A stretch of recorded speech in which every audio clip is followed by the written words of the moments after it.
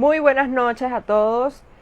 Muchísimas gracias a los que están sintonizando esta nueva emisión de Lunes de Libertad. Bueno, estaremos acá conversando de temas bastante importantes. Hoy es un día bastante significativo para muchos, no solamente en Venezuela, sino a nivel mundial. Se celebra el Día Internacional de la Mujer y estaremos conversando con una gran mujer, con una mujer valiente, una mujer guerrera en su país, defensora de las ideas que funcionan, defensora de las ideas de libertad, y que bueno, con ella estaremos conversando distintos temas de esto que para muchos todavía parece que la lucha de la mujer no es algo que se ha logrado, mientras que otros dicen que ya hemos logrado demasiado. Entonces, bueno, aquí tenemos ya a nuestra invitada, vamos a incluirla. Creo que ahora sí hemos logrado conectarnos con nuestra invitada. La invitada de hoy es Vanessa Kaiser. Vanessa es una académica liberal, defensora de las ideas que funcionan de nuestro querido país, Chile. Vanessa, ¿nos escuchas?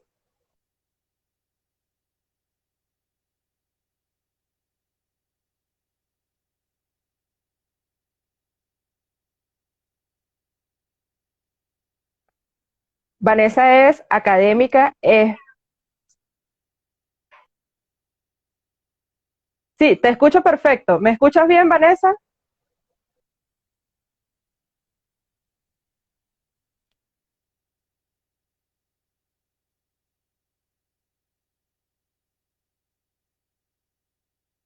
Eh, si quieres revisas un poco el... yo te escucho.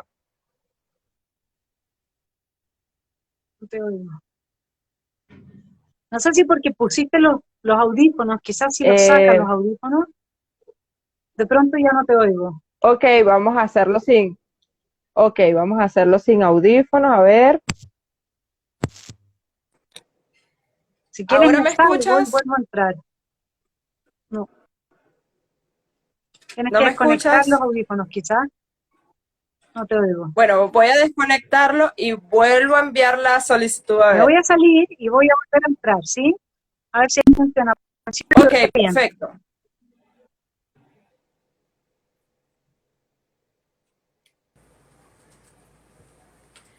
Ok, ahora a las personas que nos están sintonizando, ¿será que ahora sí se escucha? Vamos a esperar que Vanessa pueda entrar nuevamente. Hemos tenido algunos detalles bueno, de conexión y sobre todo que no nos escuchamos, pero son errores de la plataforma que esperemos solucionar pronto. Gracias a quienes han estado pendientes de este en vivo. Bueno, la verdad es que es un gran honor poder hablar con una mujer como Vanessa.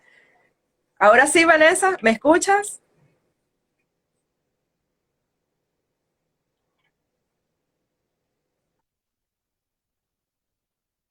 Ahora sí, ahora sí. Hemos triunfado. Sí, bueno, te escucho perfecto. Bueno, Vanessa, ¿Cierto? bienvenida a esta nueva emisión de Lunes de Libertad. Es un gran honor para mí poder tenerte acá en este espacio. Muchas de las personas que están sintonizando esto, de verdad que son admiradores de ti, de tu trabajo, de lo que, no solo de lo que has luchado, sino de lo que has logrado dentro de la academia, por así decirlo, y que ahora, que nos va a contar más adelante, también desde la política. Vanessa, bueno, es académica, es de Chile, y además tiene PhDs en filosofía y ciencias políticas. Vanessa, hoy es un día bastante significativo para muchos bueno, para las mujeres a nivel mundial. Sin embargo, hay todavía mucho debate bueno, con distintos grupos, distintos movimientos, porque la mayoría, o bueno, hay quienes, no la mayoría, sino hay quienes afirman que el feminismo realmente es un movimiento de la izquierda, cuando en años, digamos, en las primeras olas de la lucha feminista, era básicamente mujeres que querían libertad por encima del status quo del momento. ¿Qué opina Vanessa Kaiser de eso? Sí, yo creo que hoy día el feminismo es un neofeminismo, no es el feminismo tradicional que apuntaba hacia la igualdad de derechos, hacia la igualdad de oportunidades, con la que todos estamos de acuerdo, la meritocracia, ¿no es cierto? Y la igualdad de derechos cívicos, y todas esas luchas que se dieron tenían esa impronta de efectivamente que tenemos la misma dignidad que tiene un hombre, y que tiene cualquier ser humano nacido, digamos, con independencia de su género o sus preferencias. Y en cambio hoy día lo que nosotros estamos viendo, por ejemplo, cuando se habla de patriarcado, ¿no? Yo aquí tengo, hay muchas formas de decirle a quienes hablan de patriarcado que es imposible sostenerlo, simplemente porque si un edificio se quema y en un edificio estás tú, dos edificios se queman y en uno estás tú y en el otro está tu amigo José, el bombero te va a salvar a ti y no a tu amigo José. Si el barco se hunde, ¿qué es lo que van a gritar? Las mujeres y los niños primero. Cuando se hacían las guerras, que todavía se hacen, pero desde épocas inmemoriales, quienes iban de carne cañón a la guerra y morían en masa eran los hombres, no las mujeres. Así, tantas otras mentiras que se han fabricado en torno a esto del patriarcado. Por supuesto que pueden haber ciertas costumbres machistas, además muy bien inspiradas por mujeres machistas, pero si fuese verdad que la mujer nunca tenía un espacio y que nunca ha podido salir adelante, y sobre todo durante la época, ¿no es cierto?, en que ya hay una cierta abundancia que permite que no se tenga que tener hijos para poder, entre todos, sembrar el campo, cosecharlo y sobrevivir con lo poco que se vivía hasta el 1900, digamos, ¿no? Entonces no existirían libros como este, cuentos de buenas noches para niñas rebeldes. Acá ustedes tienen un libro entero de puras historias de mujeres a lo largo de toda la historia de nuestra civilización, que han sido tremendas mujeres en las épocas totalmente distintas, como desde Hipatía, ¿no es cierto?, en el siglo, qué sé yo, segundo, tercero, antes de Cristo, o quinto, no sé, Artemisa, hasta que uno ve acá a Mae Jemison, que era astronauta y doctora. Ella nació en 1956, y así una serie de astrofísicas, boxeadoras, bailarinas, una serie de mujeres que todas se han realizado, y se han realizado entonces bajo este patriarcado opresor espantoso, donde los hombres terminan suicidándose 4 veces más que las mujeres en promedio, lo que de nuevo no implica que no tengamos que hacer un gran trabajo.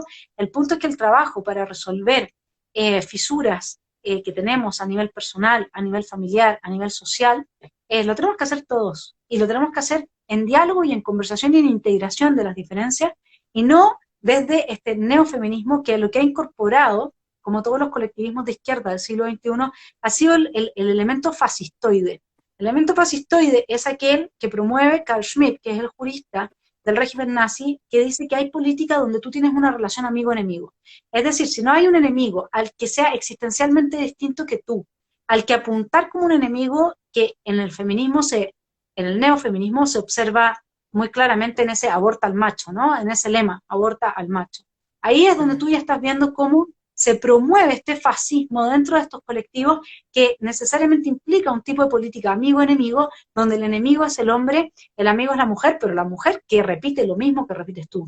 Porque anda tú a decir o a defender dentro de un grupo feminista que tú estás a favor de la vida o que tú estás a favor, como le pasó a una joven que yo conocí que es ciega, y ella se hizo feminista, ¿no?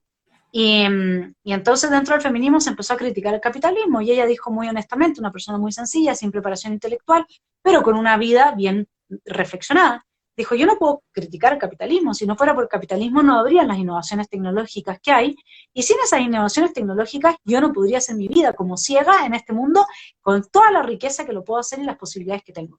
Pues bien, la echaron del movimiento, la vilipendiaron, la consideraron la enemiga número uno, por lo tanto es completamente falso, y es más, uno lo ve, las feministas, las neofeministas solamente van en apoyo y ayuda de aquellas causas que les benefician políticamente y que no tienen nada que ver con la defensa real de los derechos de la mujer. Los derechos de una mujer que tiene los mismos derechos que un hombre, los derechos de una mujer que igual que un hombre tiene que ser cuidada, que su vida igualmente tiene que ser respetada, y que cada uno de nosotros, no por ser mujer ni por ser hombre, es ni más bueno ni más malo. Digamos, la mujer puede ser tremendamente agresiva en términos simbólicos con los hombres, manejando, manipulando sus emociones, etcétera. El hombre va en la agresión física se ve, pero los psicólogos saben que la agresión física, o digamos que la agresión simbólica puede llegar a ser mucho más radical que la física, puede ser mucho más destructiva, justamente porque no tienes cómo denunciarla. Entonces, perdón, pero aquí todos llevamos la parte, y las mujeres que no son capaces de enseñarle a sus hijos que el amor y la violencia no van de la mano, que no le dicen a su hijo de 13 años, mira, yo no voy a dejar que tú por ser un adolescente me maltrates, porque yo sé que tú me amas. ¿Cuál es el problema si yo dejo que tú me maltrates? Que entonces se va a hacer una asociación en tu sinapsis, una asociación que Gramsci entendía muy bien.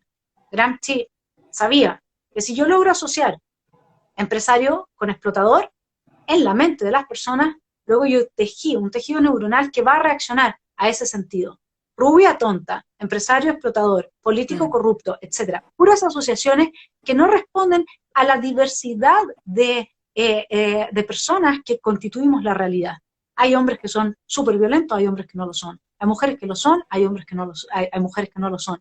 Hay mujeres, y por lo tanto ahí está el rol de la madre en esa educación con los hijos, que es en el momento en que el hijo pasa por ese mal minuto, hay que saber decirles, como yo le dije a los míos, no te voy a aceptar esta conducta porque te vas a crear una conexión neurológica en la que tú, que me amas a mí, vas a entender que el amor va de la mano con la violencia si tú me tratas de forma violenta, si tú no eres respetuoso. Y si yo te permito crear esa asociación a nivel de sinapsis neurológica, entonces tú vas a entender que amor y violencia van de la mano. O sea, o te vas a buscar una mujer que te maltrate, porque eso tú vas a entender que es el amor, que está indisociablemente unido al amor, o tú vas a ser un hombre maltratador. ¿Y qué resulta de eso? Una persona profundamente... ¿Y cómo hacer, por lo menos los que creemos en la defensa de la libertad, cómo hacer para que estas luchas sociales no se vean como una guerra entre géneros, sino más bien que debería enfocarse en buscar sistemas que respetan más las libertades en vez de sistemas que oprimen las libertades? Por ejemplo, pongo estos ejemplos, pues, hablo desde Venezuela, tú estás en Chile. Actualmente, si comparamos los sistemas de ambos países, una mujer en Venezuela es menos libre y posiblemente se enfrente a más problemas económicos, de violencia, etcétera, que lo que se encuentra o se enfrenta una mujer que está en Chile. Y no por razón de su género, sino más bien un tema de que hay un sistema que en Venezuela no se respeta, pero no se respetan las libertades de la mujer, ni del hombre, ni del niño, ni de nadie, porque es un sistema tirano, mientras que en Chile, aún con todas las imperfecciones que algunos puedan alegar, se respetan muchísimo más las libertades de estas personas. ¿Cómo hacemos entonces para hacerle entender a las personas que están detrás de estos movimientos sociales? Bueno, hay que dar la batalla cultural y eso se puede dar siempre en distintos flancos, ¿no? Uno de ellos es ir hacia las personas razonables y reflexivas, que hoy día no se dan cuenta que con su buena intención están promoviendo muy malos fines, como por ejemplo extremar los antagonismos entre mujeres y hombres, de modo que ya no podamos confiar entre nosotros. Y entonces preguntarle, ¿qué mujer es feliz cuando la legislación castiga a su mejor amigo de manera injusta, a su hijo de manera injusta, a su marido, a su pareja, a su hermano, a su padre? ¿Qué mujer puede ser feliz si las personas que quiere por ser hombres van a ser castigadas permanentemente como se está proponiendo desde el neofeminismo? Por ser hombre tú ya tienes la etiqueta de ser un dominador, de ser un miembro del patriarcado que lo que quiere en el fondo es abusar de la mujer desde distintos aspectos que no tenemos acá el tiempo para tocar, pero desde que eres un objeto sexual hasta que eres una mera vientre, digamos, procreador, hasta lo que sea, ¿no? Entonces, es justamente llamar a la reflexión. Acá hay que entender que el trabajo es dando y permitiendo a las personas que son honestas, que no tienen banderas políticas, reflexionar sobre realidades que en otros países sí las tienen muy claras. En Alemania, solo el 7% de las personas son feministas. Y sin embargo, sobre el 90% está a favor de la igualdad de género. Estar a favor de la igualdad de género, ¿qué implica? Que estar a favor del Estado de Derecho, estar a favor de leyes que sean justas para ambas partes, estar a favor de la meritocracia, todo eso es liberal. Eso en los países desarrollados se entiende que no es lo mismo que ser feminista, que el feminismo va mucho más allá, que tiene banderas que van mucho más allá que estar a favor de la igualdad de género. ¿Por qué nosotros no somos capaces de hacer esas distinciones? Porque no tenemos la educación, no tenemos el acceso a ver esas otras realidades, y muchas veces porque tampoco nos interesa, porque acá de lo que se trata en los casos de los grupos más extremos es simplemente de actuar desde una pulsión que es manejada por grupos de poder que se benefician de esa pulsión, del tipo de, a ver, yo tengo una herida, ¿sí?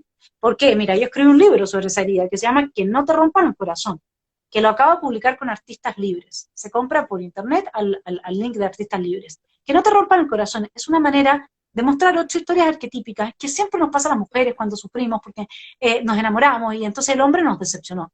Pero muchas veces el hombre nos decepcionó porque nosotros tenemos expectativas para las cuales una persona que está buscando en su pareja a una mamá o a una enfermera no puede satisfacer. Si tú estás buscando en un hombre una pareja, luego ese hombre tiene que estar sano, tiene que haber resuelto sus temas. Y no es que sea malo porque te decepcionó, es que él quizás no se la puede consigo mismo, como le pasa al hombre que puede estar en un estado depresivo, etc. Entonces yo creo que esas son las formas. La forma es realmente dar este trabajo, sacar la mayor cantidad de voces posible, llamar a la razonabilidad, y a que lo lógico es que recuperemos la amistad cívica, que recuperemos las confianzas, que los hombres entiendan también en qué medida ellos son responsables de que esa herida vaya creciendo, no la de que fracases en una relación de pareja, pero sí la herida de una joven que la captura el feminismo y que de repente pasa caminando y le dicen algo desagradable respecto de su cuerpo, por ejemplo, algo que para ella es desagradable. Que el hombre no, yo los entiendo a ustedes los hombres, porque el hombre no considera desagradable que una mujer venga y le diga, ¡ay, qué buen mozo, eres un churrazo! Te comería como un pastel. No sé. A un hombre no le molesta, va a estar feliz. Si no lo hace de mala intención. Lo hace porque no entiende que hay muchas mujeres a las que eso les molesta. Entonces hay que llevarlos también a reflexionar, y ese rol está en la familia, ese rol está en la escuela, ese es el tema. Hay que reflexionar sobre qué es. Por eso es que hay propaganda para mujeres y propaganda para hombres. En una propaganda de perfume para hombre, tú puedes mostrar a un hombre que se echa el perfume y llegan de asientos a atacarlo. Y el hombre dice, ¡ay, yo quiero ese perfume! Porque quiero que todas vengan hacia mí. Nunca vas a ver una propaganda de esa índole hecha para una mujer. Al contrario, aparece justo el hombre de tu vida con un ramo de flores, y es un solo hombre. Somos distintos en muchas cosas. Por eso es importante que estén todas las voces presentes en la esfera pública. Y eso es lo que tenemos que hacer, y el trabajo incansable, porque mira, tarde o temprano todos llegamos al cementerio, ¿sí? Pero que descanse en paz te lo tienen que decir el último día. Antes de eso, demos la pelea. Y hablando de dar la pelea, tú eres una de esas mujeres que la ha dado y bastante, sobre todo en la academia. Has hecho numerosos estudios, muchísimas contribuciones académicas en esta lucha por sistemas que respeten las libertades de todos los individuos independientemente de su sexo, de su género. Pero ahora también decidiste darla en un terreno que parece que muchos liberales le tienen alergia, como es la política. ¿Qué hizo que Vanessa Kaiser, de ser académica, ahora decide también entrar en el terreno, en la pelea política? Mira, lo primero que hay que establecer, mis aportes en lo académico esencialmente han sido en mis clases magistrales, en mi columna de YouTube que hago en mi canal de Esfera Pública una vez a la semana, en distintos cursos que doy o charlas. Publicaciones como tales tengo muy pocas, porque la verdad es que yo he estudiado los temas no para cumplir con un formato mainstream, que tú sabes que solamente un 3% de los papers que se publican al año se leen. Entonces, imagínate lo que es la pérdida, el vaciamiento del sentido de vida que puede tener para mí pasarme 2 meses para tratar de hacer un paper en el formato académico que te lo publique una revista indexada, y en definitiva te lo lea un 3%, pero claro, cuando tú vas y lees, ¿cuántas publicaciones tiene Vanessa? Bueno, fantástico, hace aportes en la academia. Hoy día hablar de aportes en la academia es algo que probablemente en mí no se aplica al estilo posmoderno, sí al estilo anterior, que era cuando uno daba buenas clases, hacía reflexionar a sus estudiantes y daba buenas charlas en esos términos, en términos de hacer reflexionar. Ahora, ¿qué me mueve a la política? Yo trabajé mucho con Hannah Arendt, y Hannah Arendt, al final, entre todas las causas que observa de por qué se instalan totalitarismos y dictaduras como las que tienen en Venezuela, es porque gente como tú y como yo no participa de la esfera pública, no hace el esfuerzo, resta su voz. Mucha gente se queda, como decimos en Chile, matando su piojo. O sea, solamente me interesa que yo tenga una buena casa, que en mi barrio no haya delincuencia, que en mi barrio todo ande bien, y luego me da lo mismo que pasa a nivel general.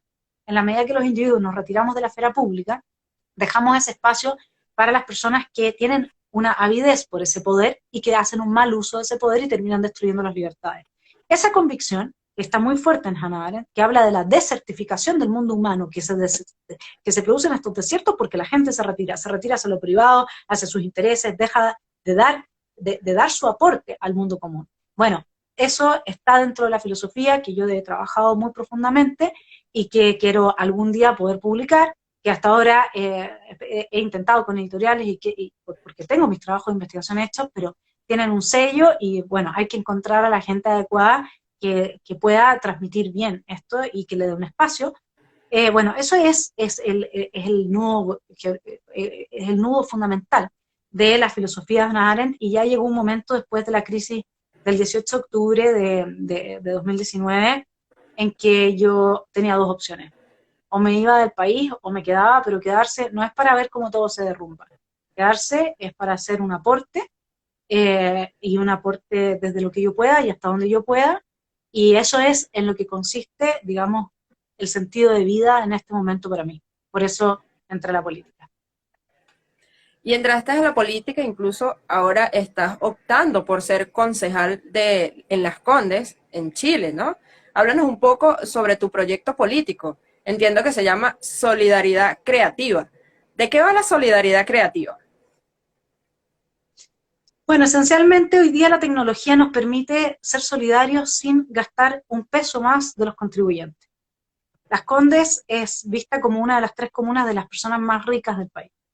Si tú a un norteamericano, o a un inglés, o a un alemán, lo llevara a Las Condes, encontraría algunas buenas casas, pero encontraría muchas realidades muy diversas.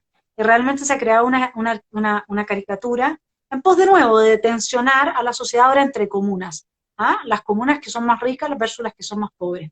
Y eso nuevamente son las lógicas fascistas que tiene la izquierda, y yo creo que se puede ser solidario de forma creativa. Eso significa, por ejemplo, desarrollar plataformas digitales en las cuales los vecinos de Las Condes puedan ayudar a sus hijos a avanzar en matemáticas, a avanzar en conocimientos de historia, que no estén premanipulados por una visión ideológica, sino que respondan a una educación del siglo XXI, que realmente te dé las herramientas para ser una persona creativa, imaginativa. Hoy día el mundo que viene es en el que cada persona, ya no podemos seguir pensando en la educación como que va a llegar a una empresa, lo van a contratar y se va a jubilar ahí. En los cambios que tiene el planeta, ni qué hablar lo que ha significado la pandemia, ¿no es cierto?, etcétera, son tan profundos que ya lo dice Nassim Taleb en su libro. Dice, nosotros necesitamos una forma de vida en la que tengamos un gran proceso, no solamente de adaptación, sino que de aprovechar las crisis a favor del bienestar de las personas. Y entonces, por ejemplo, yo hice en esta línea, dije, bueno, ¿cómo voy a hacer mi flyer, no? Porque el flyer típico que dice, bueno, vos te van a sacar y ser concejal, más seguridad, más salud, más... Pero si un concejal no puede darte más seguridad, más salud, puede trabajar por eso, pero no lo va a resolver un concejal, no tiene ese poder, ¿sí? Entonces dije, ¿qué hago? ¿Cómo algo creativo que sea solidario y que te cambie ese día, por lo menos ese día? Entonces, mira, inventé este flyer, ¿sí?, que tiene por finalidad recuperar lo que hemos perdido los chilenos, que es la amistad cívica. Entonces en el flyer dice, arriba dice, no midas tu riqueza por el dinero que tienes, mídela por aquellas cosas que tienes y que no cambiarías por dinero. Entonces dice Paulo Coelho, y abajo dice, si crees que alguien lo necesita, regálale este mensaje. Entonces ahí está el mensaje. Si de pronto Y todo alguien está eso fue apreciando idea tanto, tuya, o sea, no fue ningún asesor, o sea, todo salió de ti, o sea, de tu creatividad. esto sale de mi creatividad en conversación con una persona que yo le llevé este tema, le decía, ¿cómo lo hago para en un flyer expresar esto? Y entre los dos fuimos conversando, se apoda Frodo, o sea, ha salido de la historia del Señor de los Anillos, y entre los dos llegamos en esa conversación a este flyer que tengo distintas frases, una de Tolstoy, otra mía también. La mía es: quisiera que el amor fuese reflejo de un abrazo en las diferencias y no el resultado de una adaptación en las exigencias. Entonces, si tú crees que conoces a alguien que lo necesita, regala este mensaje. Eso es ser solidario. Eso es cambiar en un segundo quizás el estado de ánimo de una persona. Quizás tendríamos que partir por algo más pequeño. Quizás como concejal yo tengo la oportunidad de cambiar ese día, solamente con un flyer, aunque no salga electa, y que alguien se sonríe y diga, mira, llegué a su casa y le diga a su señora, o le diga a un vecino de otra comuna, le diga, mira, te voy a regalar este mensaje, yo creo que te puede servir, yo creo que te puede alegrar. Y eso es ser creativo, y eso es ser solidario. Bueno, Vanessa, eso denota muchísimo, además que lo que estás haciendo lo estás haciendo por convicción, porque de verdad amas a tu país y porque quieres que Chile siga avanzando para bien y para ser un mejor país. Ahora, tuve la oportunidad de estar en Chile en el año 2017, luego de las protestas que se iniciaron en Venezuela, tenía unos eventos en Chile y casualmente estuve en Las Condes. Es cierto lo que dices, evidentemente es una de las zonas más ricas que tiene, o bueno, considerada una de las zonas más ricas que tiene al menos Santiago de Chile, no sé si todo el país. Y ahora que tú iniciaste esta campaña de solidaridad creativa, ¿cómo es la receptividad del chileno? Yo he estado viendo mucho todo lo que estás haciendo en la campaña, porque además yo también hago política en Venezuela y me gusta ver cómo hacen los liberales las campañas en sus países. Y me gustó mucho porque tú hablabas de que ibas a entregar unos flyers a la gente y bueno, aquí nosotros entregamos muchísimos flyers, pero aquí no existen elecciones libres. O sea, nosotros no estamos en campaña electoral, nuestra realidad es distinta. Pero ¿cómo es la receptividad del chileno? ¿Sí se familiariza el chileno con las ideas de libertad?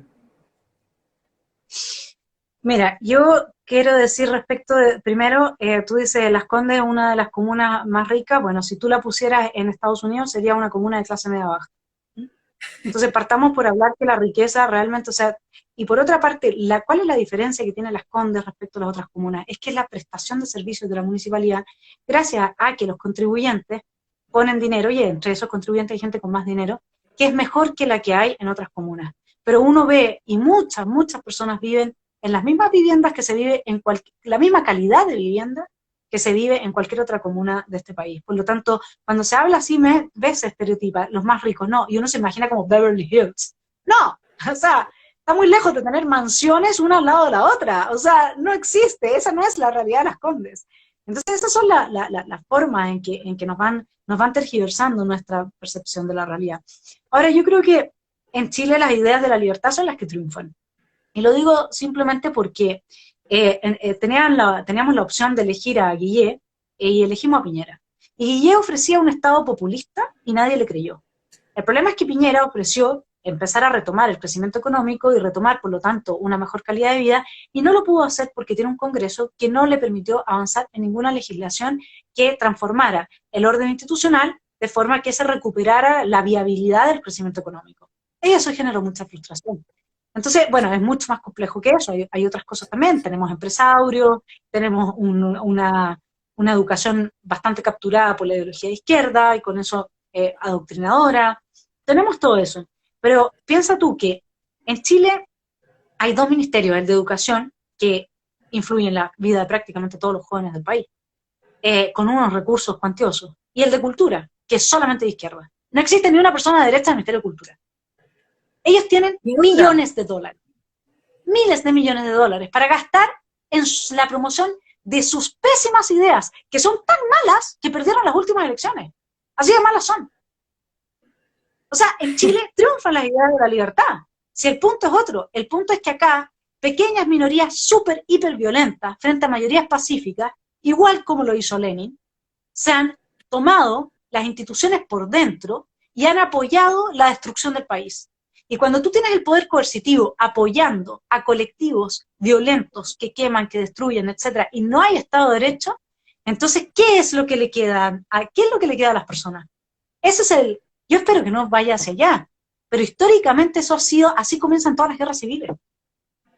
Entonces tenemos que convencernos los chilenos de que la solución está en el diálogo y en la amistad cívica y no en el ejercicio de la violencia, y que la solución también pasa, este es otro problema que compartimos con el resto de los países latinoamericanos, en que existe un Estado de Derecho, en que el Poder Judicial tiene que ser independiente del Poder Político. Acá en Chile se ven muchos rasgos que muestran lo contrario, no voy a decir que todo, porque no quiero que me demanden después, pero muchos rasgos están ahí, muchos jueces son activistas, no aplican el Estado de Derecho y terminan apoyando a a personas que parecen delincuentes, pero andan con arsenales de armas. O sea, un delincuente necesita un arma nomás, no necesita 40 armas en su auto y luego los libran, los dejan sueltos. ¿Qué significa eso? Entonces, ese es el problema. El problema en Chile no es que ganen las ideas de izquierda. En Chile no ganan las ideas de izquierda. Eso parece, porque la izquierda tiene capturar los medios de comunicación, tiene el discurso hegemónico, tiene la educación, tiene la cultura, y así todo no elegimos a su candidato. Ah, que les duela, somos nosotros los que ganamos. Imagínate nosotros tuviéramos todos esos fondos a favor de la promoción de la idea de la libertad. No habríamos discusión. Si el tema es que ellos tienen a mucha gente en sus redes sosteniéndolos económicamente. Tienen a muchos activistas, donde tú vayas está lleno de activistas de izquierda. Y los liberales no les gusta el conflicto. Y como no les gusta el conflicto, en lugar de decir, a ver, espérate, ¿tú estás haciendo proselitismo político en la sala de clases de mi universidad? Fuera. No, no son capaces de hacer eso. Porque no les gusta el conflicto. Y yo entiendo, a mí tampoco me gusta el conflicto, pero tampoco hay que ser cobarde y tampoco hay que ser ingenuo y tampoco hay que autoengañarse. Entonces hay que poner los límites donde hay que ponerlos porque si no todo se derrumba. Bueno, y es que de eso va con lo que dijiste inicialmente. O sea, las personas buenas, las personas que tienen esas ideas, las ideas que funcionan, las ideas, digamos, las ideas limpias, como las ideas de la libertad, son precisamente las que deberían entrar en el terreno de la política para que puedan acceder al poder y lograr los cambios, las transformaciones que nosotros queremos para el bien de nuestra sociedad. Porque si no pasa lo que tú dices en Chile, la mayoría de la sociedad chilena cree en las ideas de libertad, pero quienes tienen las instituciones son personas que evidentemente rechazan esas ideas que sí funcionan y bueno, están lamentablemente acaparadas por grupos de izquierdas, grupos socialistas, estatistas. Ahora, hablando de eso, eso es gran parte de lo que pasa no solo en Chile, sino en casi toda la región. Latinoamérica, y lo decía incluso Carlos Rangel, liberales como Carlos Rangel, incluso también académicos venezolanos como Arturo Uslar Pietri, decían mucho que parece que Latinoamérica nunca ha dado con encontrar cuál es su identidad. ¿Tú crees que una de las principales, digamos, problemas que nosotros tenemos como sociedad, que no salimos ni de caudillismo ni de dictadores, o sea, gran parte sea porque no hemos encontrado una identidad o sea solamente malas decisiones políticas? Yo creo que el tema de la identidad es un tema que está mucho más vinculado al siglo XXI y el neomarxismo fascistoide que captura a los colectivos. Entonces, como tú ya no tienes, las personas, la familia se disolvió como núcleo fundamental. Y luego llegas a estas escuelas en que pasas 8 horas. Ya no es que tú salgas de la escuela después de 4 o 5 horas y estés con tu familia. No, no tienes ni un espacio de libertad. Estás capturado durante 8 horas frente a un profesor que te está lavando el cerebro. Entonces, ¿qué pasa? Ese niño crece sin una identidad dada por su familia.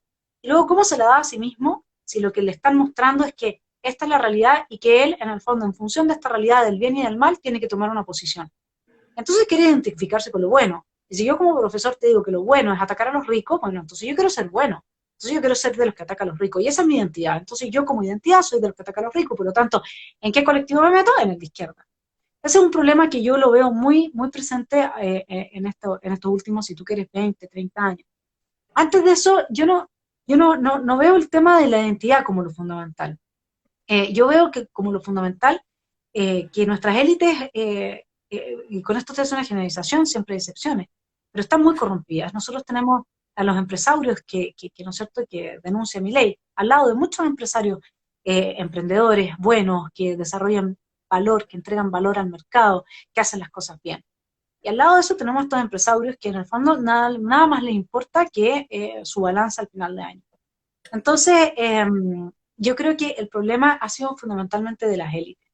Cuando, cuando Churchill le pone un límite a Hitler y está dispuesto a ir hasta las últimas consecuencias sin dejar que Hitler avance y le hace la guerra y al final se une a Estados Unidos, pero al principio va a Inglaterra solo, eso es una decisión de élite, muy bien respaldada, claro, por el pueblo inglés, pero es una decisión de una élite en un determinado momento. También había frente a Churchill gente en la élite que estaba a favor de Hitler y de pactar con Hitler. Entonces, ¿quién hizo la diferencia? Un solo individuo junto a otros individuos que lo ayudaron, pero el que realmente llevó la batuta. ¿Cuántos Churchill tiene Latinoamérica? ¿Cuántos? Si ese es el problema. que era un poco lo que yo decía en el programa anterior. Decía, ¿cómo lo hace un libertario que se mete, o un liberal que se mete a la esfera pública, política, para evitar corromperse? Porque es que la corrupción es gigantesca. El problema de Latinoamérica es la corrupción, a todo nivel. Y entonces la corrupción y la ignorancia, y luego la manipulación de los buenos corazones de la gente, que está absolutamente cerrada a toda posibilidad de acceder a un conocimiento que le permita contrastar lo que le están diciendo y hacer sus propias reflexiones, y esa manipulación de parte del discurso maniqueísta populista, que siempre tiene que crear un enemigo, en eso es totalmente fascista, versus el discurso que pueda tener gente como Sper o como Axel, mi hermano, o como Milei, o qué sé yo, que te dicen, no, mira, date tú tu identidad a ti, pero reflexiona tú, si el liberal tiene fe en la razón de la persona, en su razonamiento, aunque no te haya leído, aunque ni siquiera lea, aunque ni siquiera sepa leer, esa persona algo en su interior le dice cuando algo está mal, cuando la violencia uno sabe que está mal, porque cuando ejercen violencia sobre ti, tú sabes que está mal ejercerla sobre el otro. Es la ley de oro, de no le hagas al otro lo que no quieres que te hagan. Eso no tienes que enseñárselo a nadie, eso lo sabemos todos sabemos eso sin mayor preparación. El problema es cuando te bloquean ese sentido común, y eso es Gramsci, eso todo el tiempo es Gramsci. Entonces, bloquear ese sentido común, disociar las asociaciones de bien que tenemos con confiar en el otro, con actuar correctamente, con cumplir con nuestra palabra, con hacer respetar el Estado de Derecho, disociarla de eso y poner el bien, asociarla a la justicia social, el enemigo de clase, el enemigo ahora en el patriarcado, el enemigo en... Todo es enemigo. Al final, cuando te meten el enemigo hasta en la propia casa y te crearon un enemigo político, eso se llama totalitarismo. Y eso es lo que la izquierda ha estado avanzando en este último periodo, aprovechándose que la gente no ha podido forjar su identidad. Y en eso estoy de acuerdo, pero creo que anteriormente las personas sí han tenido su identidad dada por sus familias, tienen sus tradiciones. Latinoamérica es rica en tradiciones y esas tradiciones forman la identidad de sus pueblos. El tema es las élites. Y las élites realmente no ha habido gente virtuosa, o casi no ha habido cosas que puedan hacer la diferencia. Por eso es que Armando Rivas decía que Latinoamérica va a salir adelante el día que se libere de sus libertadores. Marisa, bueno, ya nosotros tenemos que ir terminando este maravilloso programa, pero yo no quiero que termine sin que antes toquemos este tema, porque ya que eres liberal, ya que nos has estado conversando de, bueno, de todo lo que deberíamos hacer los liberales, pero que además de eso, sí está claro que la libertad funciona muchísimo más que el estatismo, el totalitarismo o cualquier sistema que intente suprimir nuestras libertades. ¿En qué entonces estamos fallando los liberales? Porque a pesar de que muchos hemos estado en distintos espacios defendiendo estas ideas, porque al final no termina de ser bien visto. Es como que, bueno, muchas personas, exceptuando Venezuela, que hoy día ya la gente sí quiere a los capitalistas porque la realidad ha demostrado que el socialismo no funciona. Pero cuando uno habla de capitalismo en otras sociedades latinoamericanas, sigue un poco más de rechazo. O sea, es como que dicen, mira, no, capitalismo igual a empresarios que explotan a los trabajadores. Pero no entiendo, o sea, ¿en qué hemos fallado los liberales? Bueno, mira, son varias las fallas. Primero, tenemos un acervo intelectual muy rico y profundo en ciertas áreas, pero muy escuálido en otras. El liberal esencialmente no se preocupa del mundo afectivo del ser humano.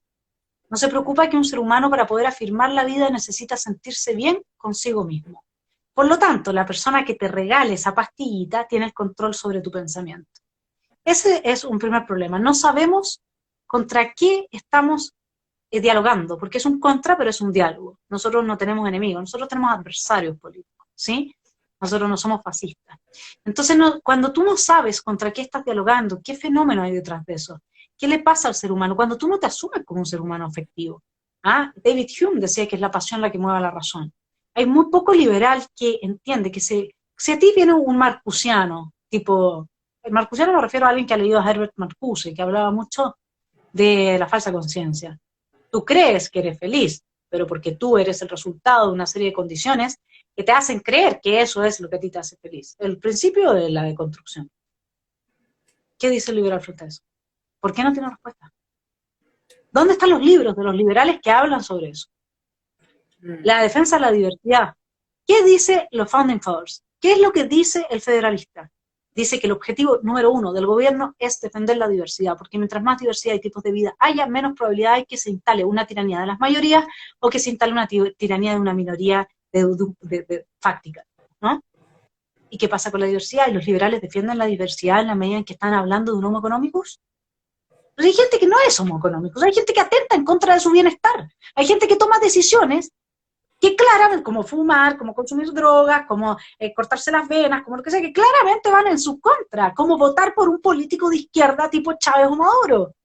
Y lo saben. Ah, ¿y por qué lo hacen? El liberal no tiene respuesta para eso.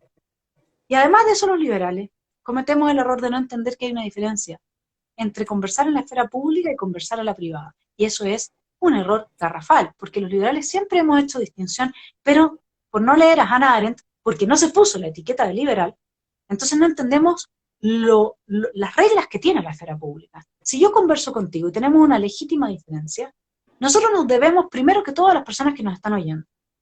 La legítima diferencia va a quedar a la vista de esas personas, y nosotros como liberales que somos, vamos a dejar que cada quien reflexione y vea si es que es María o es Vanessa la que se acerca más o menos a la realidad o a la posible solución al fenómeno que estamos tratando. ¿Perfecto?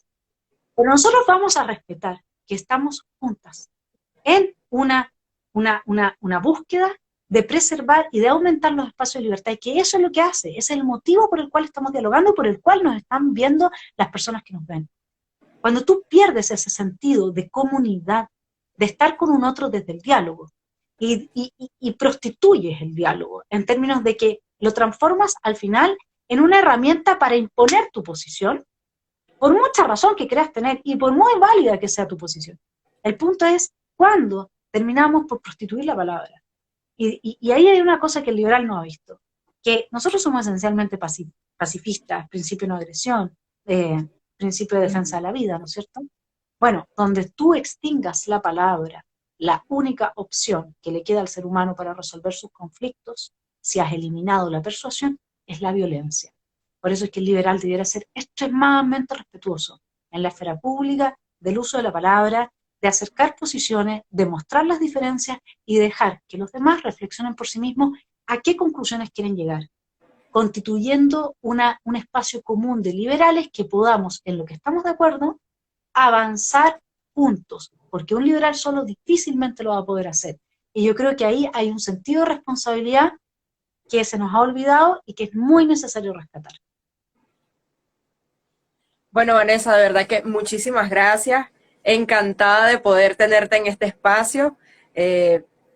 Encantada además de todas tus respuestas. Yo creo que muchos acá de los que han estado viendo este en vivo y los que lo van a ver, porque esto va a quedar guardado acá en este perfil, van a ver que, bueno, se van a sentir totalmente identificados y van a aprender muchísimo de todas las ideas, no solo las ideas que estás dando, sino incluso de tu propia experiencia, que has saltado de la academia y ahora también en la política, porque en todos los espacios posibles hay que defender la libertad, y las personas buenas son las que deben llegar al poder para poder transformar a sus países y darle lo mejor a la sociedad. Entonces, bueno, te deseo todo el éxito en esta nueva campaña como concejal, futura concejal de Las Condes en Chile, y este espacio está abierto para ti y para todos los creyentes de la libertad cuando lo deseen.